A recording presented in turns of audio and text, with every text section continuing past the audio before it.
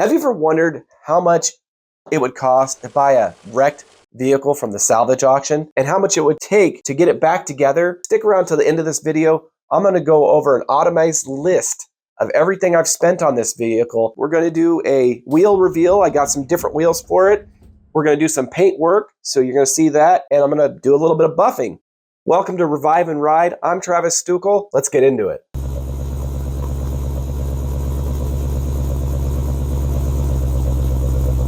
All right, so I got the hood pretty much all prepped up and ready to go here. I got to do a little more prep to it. Found a few dents that I went ahead and took out. So we're going to be shooting this with some base coat, and then we're going to have to do some clear coat.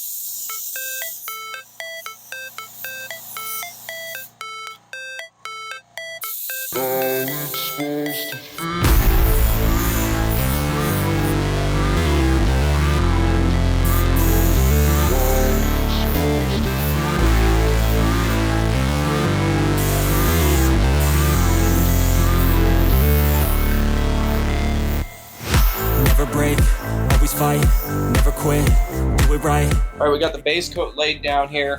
We gotta let this flash for about 20 minutes, and then we'll shoot the clear coat on it. Change in my mind, pick a lane, commit and climb, the only way to win at life. I never miss, that's fact, taking big swings, hand me the bat, put me in the ring, you'll go out in a bag, cause I sing what I mean and I bring it to the mad light.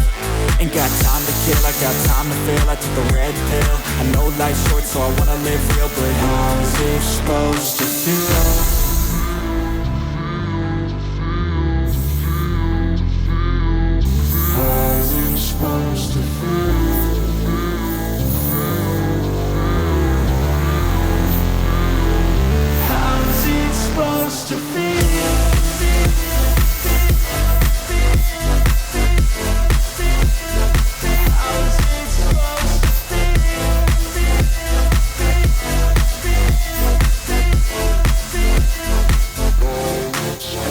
They wanna say my name, but they holding back. They wanna say they hate, but they know it's cap. I ain't play no games, I just do that's fact. And I don't feel no shame, it's a mood you lack. I go crazy, nah, but I ain't lazy. Track after track, I work on this shit daily. Pass me the jack, right as fuel, got me hazy. About to unpack all these shit I've been chasing.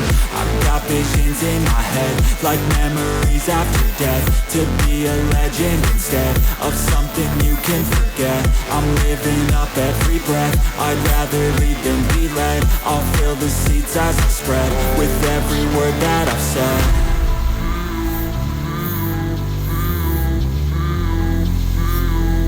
How's it supposed to feel?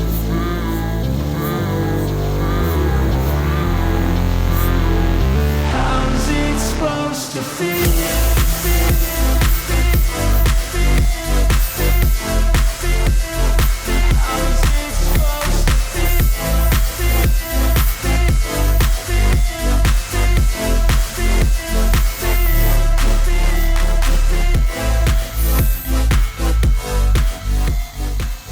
All right, we got the clear shot.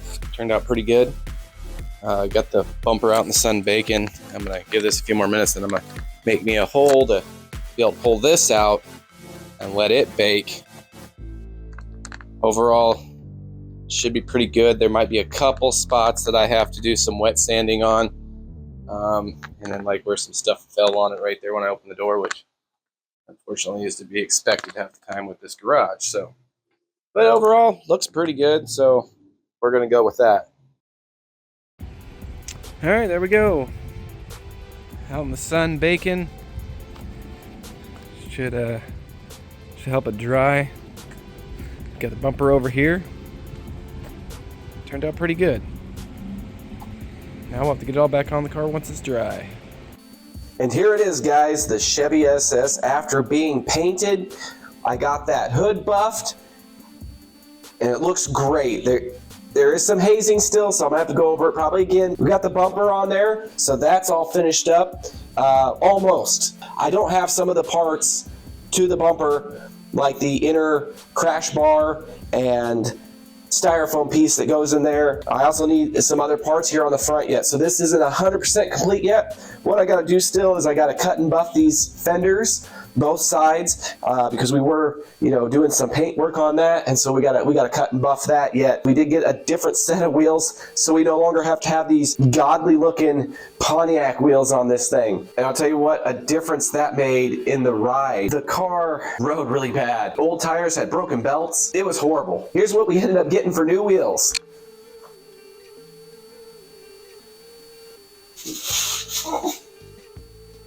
These are wheels we got off a marketplace. They're from a 2014 Chevy Camaro SS. They fit perfect.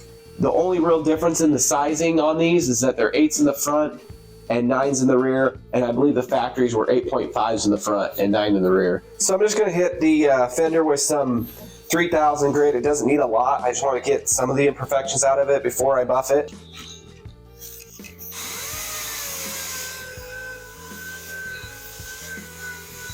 Now that I got that wet sanded, it's not perfect, but I'm not going for perfect on it. I just wanted to be able to get some of the high spots out of it, smooth it out a little bit with that 3000, and then I'm going to start buffing it here.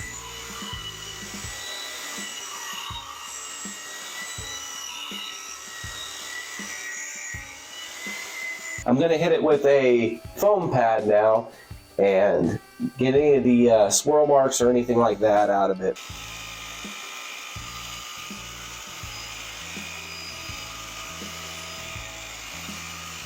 In between each one of your steps, you're going to want to use a different microfiber towel. The first one you use, if you're using it on a cutting compound, it's going to get that grit into the microfiber towel. So you're going to want to use a new one when you switch steps. So when I went to the foam pad, I switched to a ultra fine machine polish by 3M is what I use. I actually use 3 different brands. The first one is actually a Wizard's Mystic Cut compound. That's what I use for my cutting after I'm done doing my wet sanding.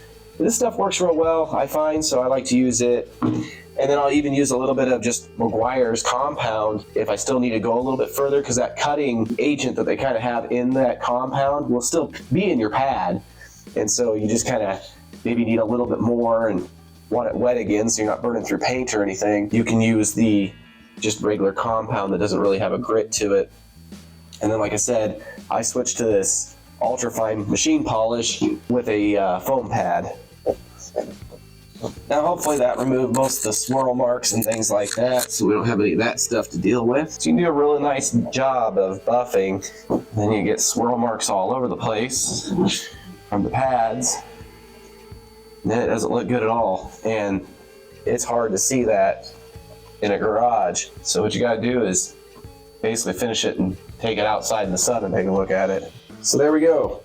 Pretty much all done. Looks much better now. The fender and the door match a lot better. I'm going to do the back door and the roof at some point. So I needed to get a new gas strut for the hood because I was tired of it falling on my head every time I opened it. So now I'm just going to go ahead and put that in real quick. Because you can see here why this is so annoying. For such a cheap part, why not put one in?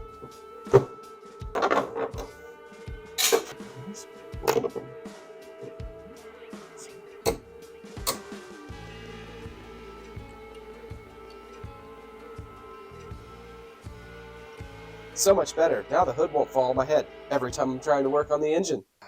The auction final bid was $8,200 for the car. Certain auction places will allow the public to buy and some won't. So I had to pay an extra $200 for a broker. The auction's fees themselves, which were $1,138. Then you got your transaction fees, now more fees, of $574. And then there's documentation fees, $119. After fees and the purchase price of the vehicle from the auction, it was $10,135. Plus the $200 I paid to get the broker, but they did give me a discount of $99, so that's really only $100 added on to this. Then the cost of shipping the vehicle, that was $1,441, which brings our total to $11,676. So once the transporter came and dropped the vehicle off, he dropped it off in the middle of a busy street, literally, in the turning lane. So we had to pay another tow driver $100 to get it here to its final resting place. So once the vehicle finally made it to me, we were at $11,776. I ordered parts, of course, for it. So I ordered a knee bag, driver's side, steering wheel airbag, and both of those were about $100 each. They're right at like 99 something, so $200 in just them airbags. And then there was the cost of the dash. So the whole dash pad had to be replaced, and that included the airbag, and that was $650. The hood was another big ticket item. That was $1,250, I think, is actually what that was. It was either $12 or $12.50. The passenger knee bag, which was another $100. I had to buy a new grill for the front. The grill itself was $200. Then we had the seat belts, which were another $200. The guy wanted me to meet up with him for these parts and meet him halfway. So he was going to charge me for that trip, which was $200. So the total so far after those parts was $14,626. And there's more. So the windshield, I did manage to get that windshield done for, I think, $650. So the rims were $600. And then you needed tires for them. That was another $400. I think it was like $400. And then the mountain balance on them, which was another $100. And I couldn't use the wheels that were on it. They were unusable. Broken belts, didn't fit right. They rubbed on the brakes in two different spots, and the tires were bad. So no matter what I did, I had to get some wheels and tires. And then there's some other parts that I ordered that I'm still waiting on. That doesn't quite complete the list of what we have to do to this car, but we're getting pretty close by this point. So I still needed a crash absorber for the front bumper. That is $100. And then that crash bar that's behind all the bumper, that needs to be replaced yet too. That's another $100. And then on the driver's side, we need the fog light trim for the fog light. It goes on the bumper. That's $130. Chrome trim that goes around the grill itself is $60. Not too bad. Let's not forget about the paint, $200. I get a radiator too for it, which was like $150. I also needed to get one of these gas strut things for the hood. Holds the hood open so it doesn't smash you in the head when you're trying to work on the car. Like $20. With some other odds and ends, totaling this all up, we get a whopping $17,136, and we're not even done yet. So just keep in mind, if you're going to do a salvage vehicle like this, the cost that you think you're saving might not be that great. I do like building them myself, so that's kind of fun. For a few $1,000s more, I could have probably went out and found one of these, test drove it, listened to the engine, and not put any work into it. But what fun would that be? I've seen a few go for about $25,000, but they don't usually come up that often at that kind of price. If you can find one of these with 50 to 70,000 miles or so on it, your price range is usually going to be up around, I would say, like 30, 40,000 for this car. And we'll see if the price doesn't go up as we continue. I know there's a group of guys on YouTube called Scrap Life Garage